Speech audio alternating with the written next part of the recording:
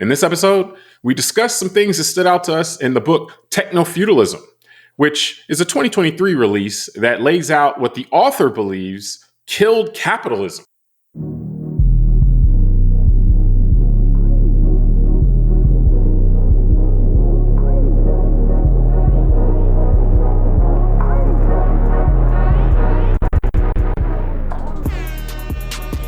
Hello, welcome to the Call Like I See It podcast.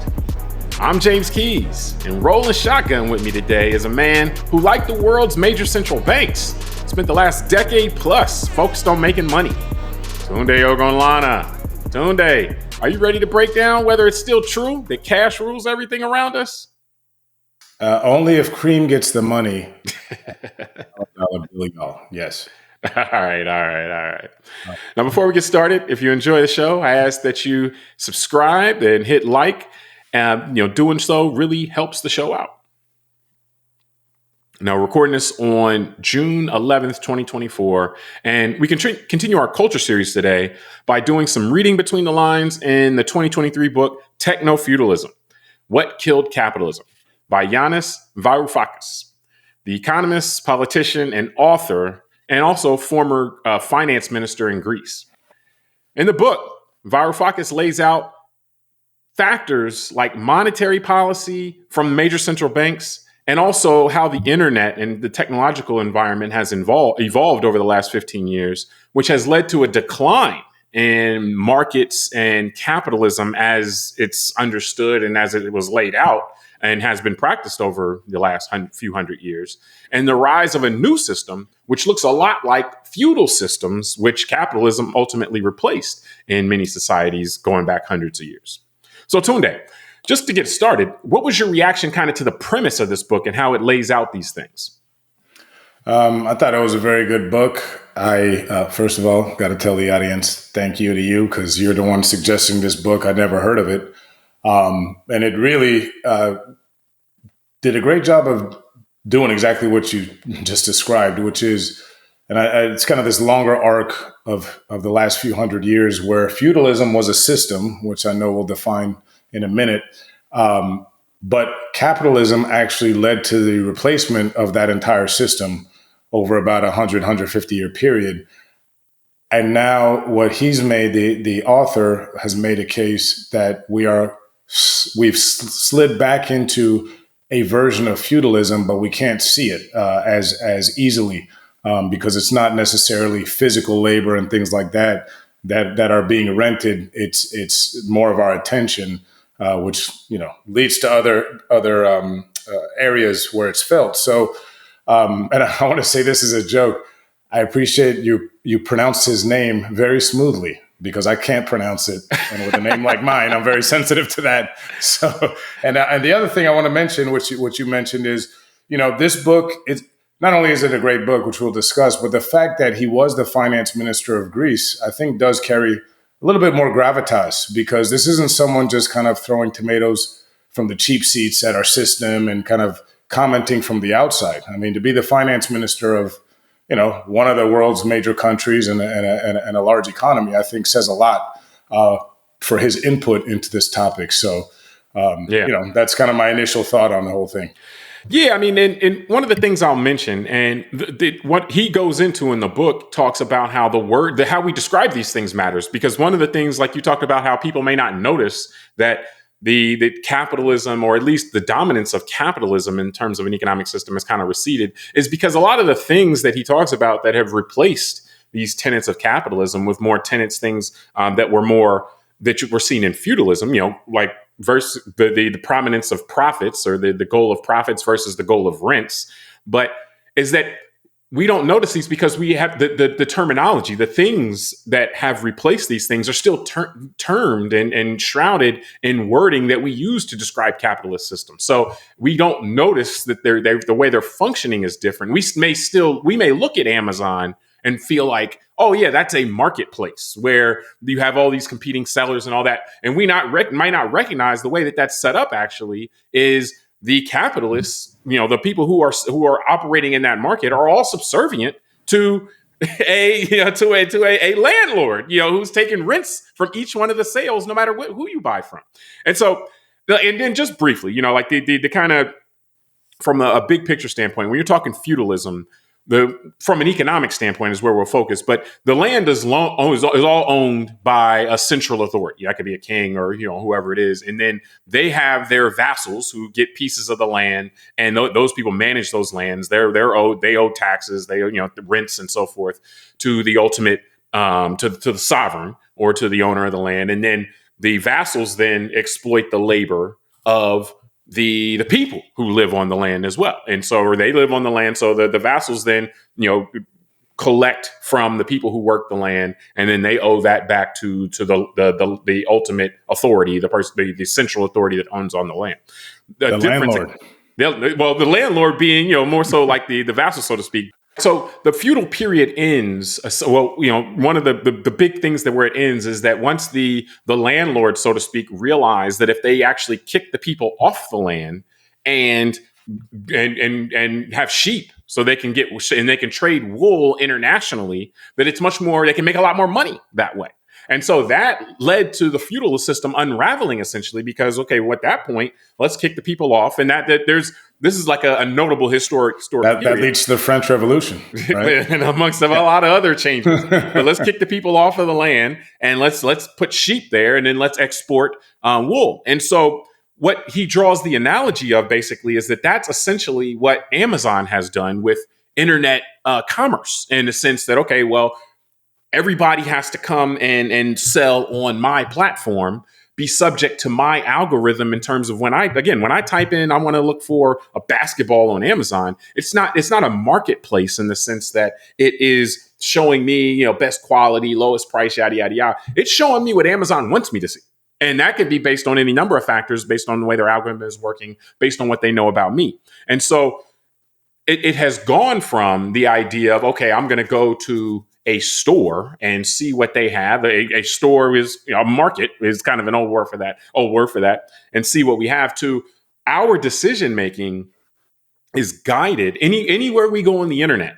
Our decision making is guided by algorithms that are controlled by a owner of that algorithm, whether it be an owner of a company or the company itself or whatever.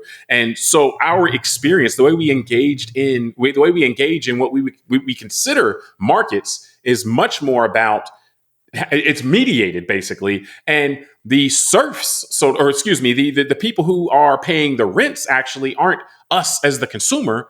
It's the person who's paying a piece of everything they sell in order to be there on Amazon. Like he points out, the first cloud fiefdom being the App Store with Apple. Is they say, okay, hey, everybody who wants to sell stuff on the App Store has to give Apple a cut. And this goes back to like the late 2000s, 2008, 2009, 2010.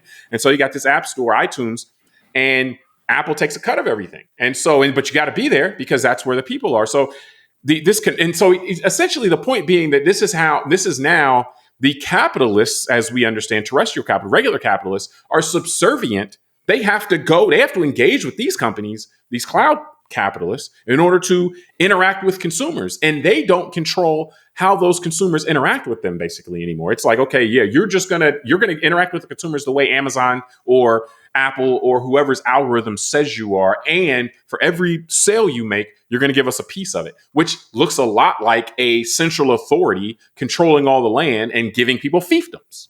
Yeah. And, it's an interesting point you make about the algorithms, because I think that's the part that to us, meaning the consumer, the public, we don't see that. So it's a little bit more, like you said it earlier in this discussion, it's much harder for us to see that capitalism may be eroding under this new regime of the techno-feudalists, because we don't see the algorithm in between at a lightning speed. Like you said, if I type in something to Amazon that I want to see, I don't see all that split second behind the scenes of how Amazon is putting guardrails and deciding on what I see. Now, part of it is that probably helps to get me to the point a lot quicker, right? I'm not sitting there looking over 30,000 different items trying to find the right, garden tool or something.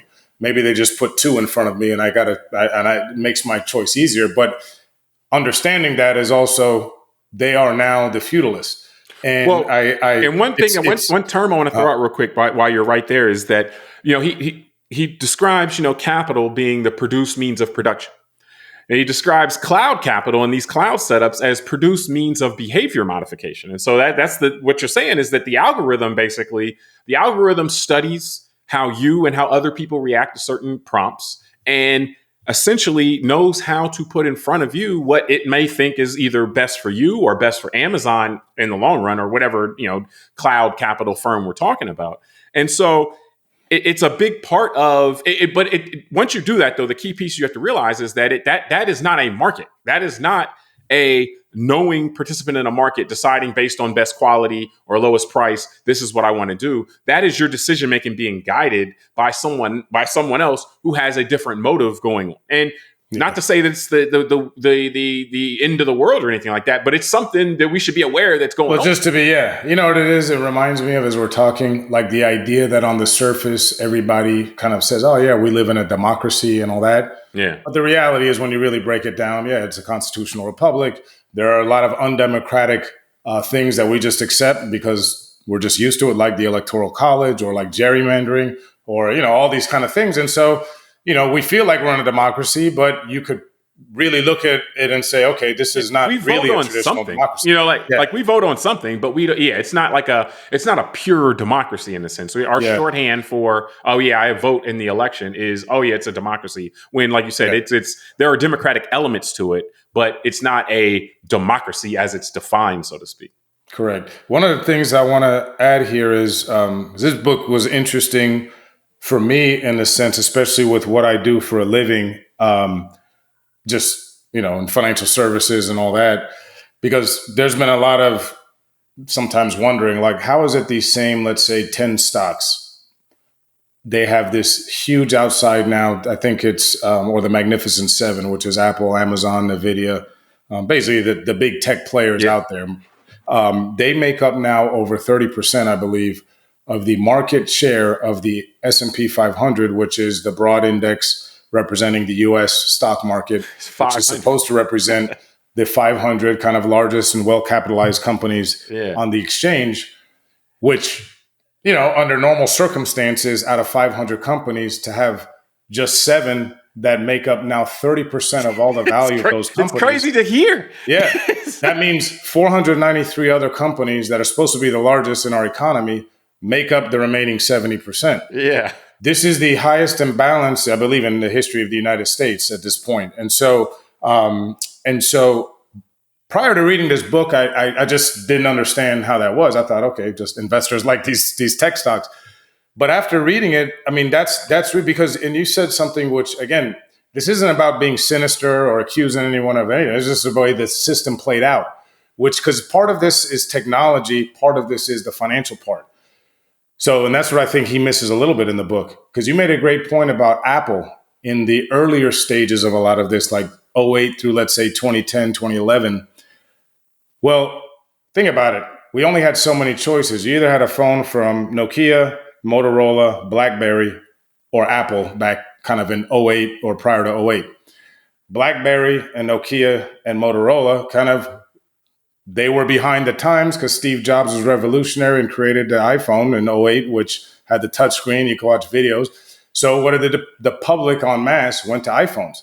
So to your point, this stuff happened so fast that by 2010, the majority of the world is on either an iPhone or maybe and Google gets into it with the Android phone, and they become the two options. So part of it is the technology that developed. And then we get into, like you said, the financial side and what he says in the book, you lower rates to 0%.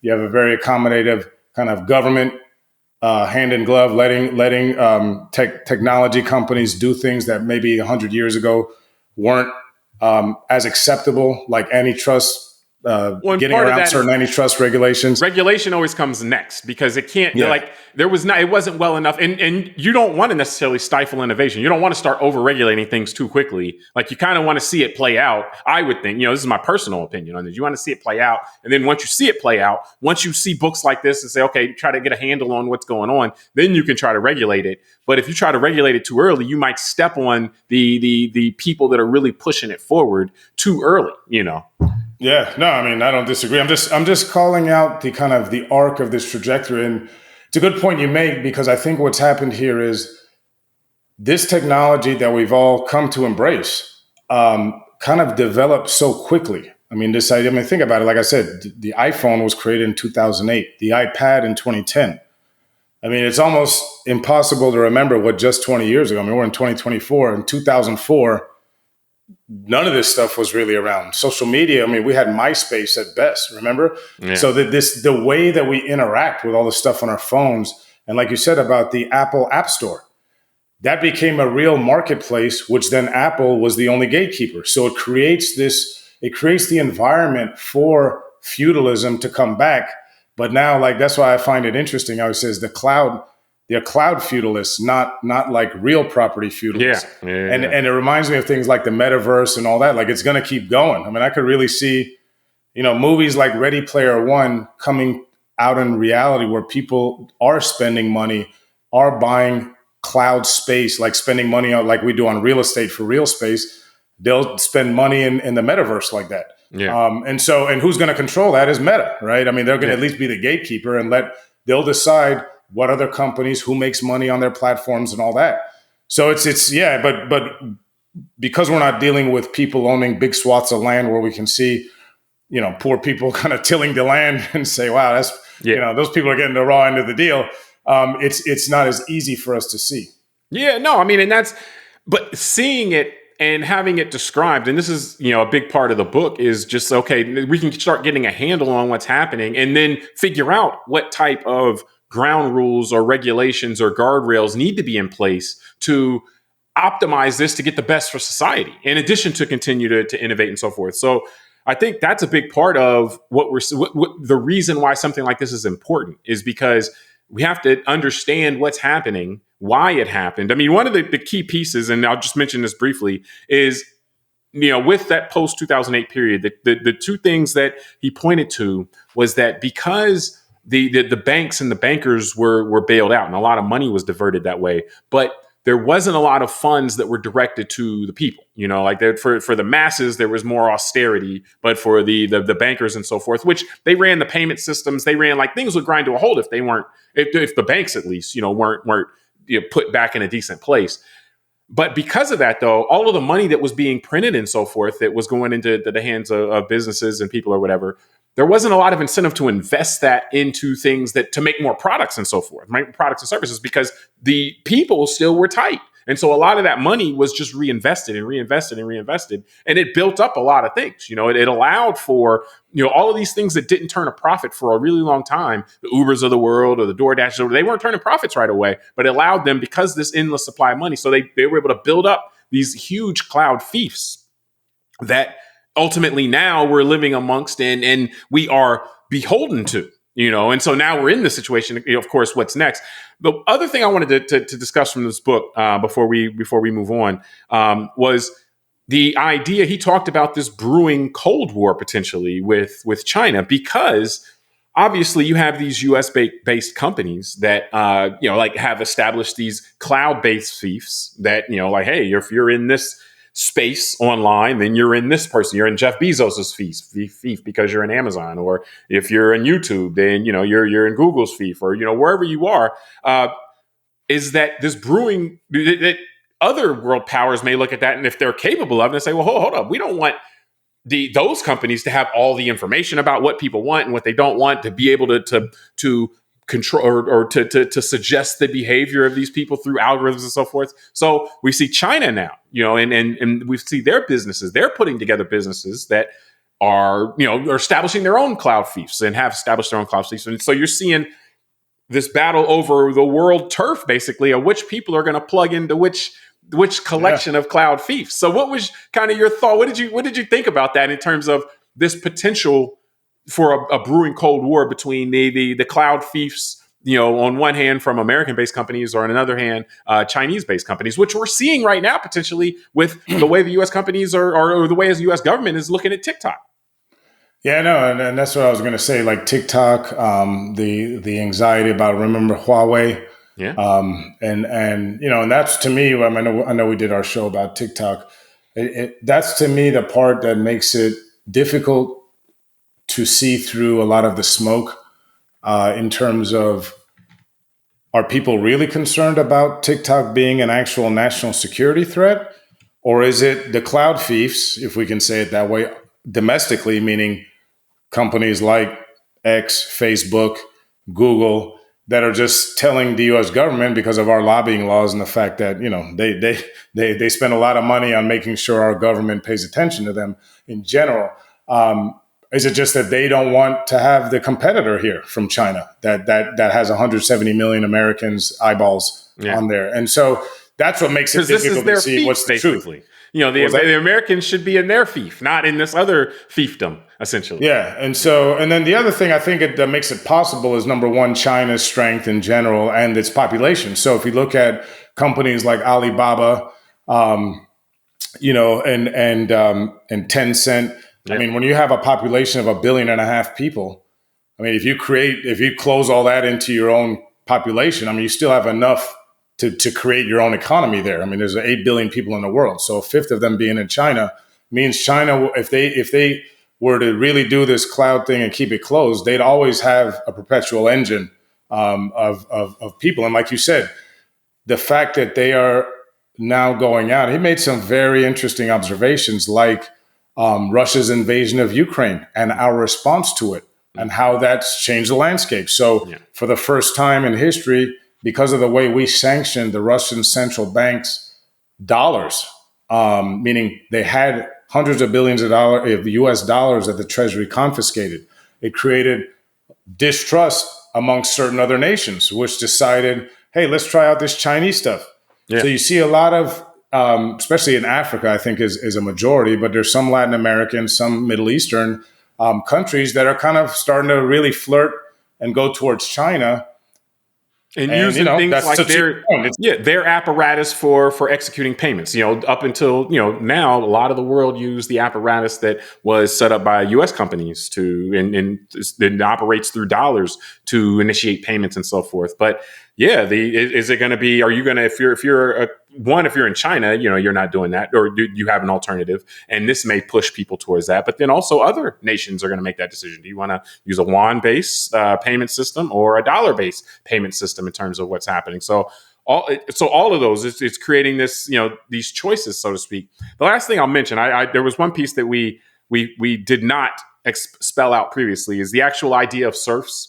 And this was a very interesting piece of the book as well. And that was just that the serfs are, in his estimation, in his view in this, the people who create, or more or less, who create content on these cloud platforms, whether it be YouTube or whatever, for free. So in this instance, you and I are serfs, you know, because we're creating content that presumably would have people spend time on YouTube and within YouTube's algorithms being influenced and stuff like that, however YouTube wants to do it. And we're doing that. We're doing that for Google. And, you know, and so that's our tax, basically, or our for the space that we get in the Google fiefdom. You know, is that we create this content, and, you know, YouTube doesn't pay, or Google doesn't pay, you know, out of Google coffers to have this stuff on there, and at all times, whether it be YouTube, Facebook, TikTok, you know, creators create stuff, upload it, and they're not compensated by the fiefdom. If they are compensated through advertising or whatever, that's not the actual fiefdom that's compensating. That's other market participants that are just paying for the attention that's generated based on the content that was created. So that was another piece that I think just was worthwhile mentioning, is just how. So let's bring a real world example. That would be like a serf or a peasant who's tilling the land with their rake and all that. But on the side, they build handbags or something, right? Yeah. So they're able to go sell at the market once every week when they get a day off on Sunday, and they go make a little money there. But they're never really compensated for the work they're doing the 6 days a week on the landlord's land, because the landlord's just saying, well, I'm just giving you a place to live and all that. That's your compensation. Just like here, our landlord being a YouTube, extrapolate out that to a Google. Google's telling you and I, hey, we're giving you this nice platform and all that, so we don't owe you anything else. But when you and I want to go make compensation, we got to go work, go do something different to work, unless we are able to, on our own, begin to sell ads through something like this. So it creates that environment. I'm just saying this for the audience, that this is what creates the environment of a feudalistic system by our big tech firms. Yeah, because without millions of people creating the content, then YouTube is of no value. Without, for Apple, without millions of, or however many thousands of programmers creating this apps for the App Store, the App Store has very little value. So it's the contributions of people. But again, you may make money from selling apps from Apple, but that's not money that Apple is paying you. That is money that consumers are paying Apple, and then you get a cut of that. Apple takes a cut as well. So the setup is not a traditional setup in that sense. Like there is a cloud rent that is being paid on any money generated through the cloud, and the cloud owner who benefits from the creation of this content isn't actually paying for the content. They don't pay anything from it. At most, they can give you a cut of money that's being made on the content, but they themselves, even though they greatly benefit, don't pay anything for it. So it's quite a great setup. Well, listen, that's what to me was fascinating, just reading this book and then equating it to the markets. Like, okay, now it makes sense that just this small slice of the actual stock market, meaning companies represented on the stock market, have such a huge outsized gain in the last decade compared to the rest of the economy, and all these other companies like Philip Morris and Ford and McDonald's. Traditional capital. Yeah. Capitalist. I mean, if you look at Coca-Cola, it's got a market cap, meaning the total value is around 35 to 40 billion. And that company's been around for 150 years. I mean, so the idea that now NVIDIA, which has only been around for, maybe 15, 20 years, but really this last 5 years is where it's really made its imprint, is worth $3 trillion. Yeah. Just like Zoom. I mean, this book really, because I couldn't understand how that could place. Be. Yeah, that could be. Yeah. Yeah, and based on your explanation just now was great, because that definition of how Apple makes money, even though the app maker and the person purchasing the app, they're basically paying, they're all in there doing the economic activity, and Apple just takes a fee. So it's this really says something about the idea of smart money on Wall Street was really smart, meaning the reason why all these stocks are high is because, the smart money figured out 10 years ago, this is where it's going. Yeah. And so, it's to me, that was the fascinating part. It was like, okay, now I get why this sector of the market has been so attractive for the smart money, because this was the game all along, which is turning everyone into a renter. Yeah, even when the quote unquote profits of the company didn't seem to justify what you were seeing from the stock performance or the market cap and so forth. But yeah, it's because of the underlying change in the structure of the way this commerce was happening. Because Coca-Cola will still exist. It's not that he called it terrestrial capital. It's not like these firms will cease to exist. It's that they are not the prominent actor in the marketplace anymore. They are a subservient actor to the cloud capitalists. And that's the overall point when you're talking about his laying out of how technofeudalism has taken over, is that, there's still regular capitalist firms, but like you said, the biggest and the baddest of those and the oldest might be worth 35 billion. You got the tech firms that'll be worth 3 trillion. And it's like, who's in charge there? Yeah. No, but when you think about it, it's the ability, like we're saying, that we are all renters. So like me, I've got an iCloud, I'm an Apple product user. So for the last 10 years, I probably have 20,000 photographs, videos, all that of my family and my pets and my vacations. And I think I'm paying $2.99 or $3.99 for, I think, 300 gigabytes of space. And at some point I'll get a notice that says, hey man, you're almost out of space, pay us another $2 and we'll give you another 100 gigs. So from an individual standpoint, it's like, okay, well, that's worth it for me. It's not a lot of money on a monthly basis, $2, and I get to keep my cloud real estate, right? What would have otherwise taken up literally filing cabinets and drawers worth of space in my house. Now I can rent that cloud space from Apple. If for some reason someone else comes out with a better phone product, and I switch from an iPhone to some other company's phone, I really think there's a high probability I'll still be paying money to Apple, $7, $8, $10 a month just for my cloud space, because if Apple doesn't create an environment where I can easily move all those files, those hundreds of gigabytes to the new company, which they probably won't, because they'll want to make sure they maintain my rent. Absent regulation and laws from the absent government, regulation, which is exactly significant on the antitrust stuff that the Justice Department is doing. Then they have a setup now which will tie you until to something else better comes along is unbeatable. The analogy of that is what happened, and this is where regulation comes in. The analogy is the telephone thing. You remember 20 years ago, your telephone number was wherever you had your service, and you couldn't simply, I'm going to switch service providers, so I'm going to leave. It'd be like, if you leave, you're going to lose your phone number. But that's where regulation came in and said, okay, well, no. You phone service providers, you guys got to come up with some kind of protocol, some kind of way that I own my number, or people own their number. If they want to leave your service and go to another service with their number, you have to have a way for them to do that. And so, absent regulation, though, that wouldn't have happened. And in the same way here, what you're talking about, absent regulation, there won't be the tech companies have no incentive to create some interface to allow you to own your stuff. You don't. You basically have access to it. They kind of own it. Possession is 9/10 of the law in terms of that stuff. And so they have it, and you pay money so you can go look at it. But and so ideally, what you'll have is, whether it be through antitrust litigation and settlements and so forth, or otherwise regulation, the regulators, again, they're always going to become second, or ideally they'll come second, but they come along and say, okay, hold up.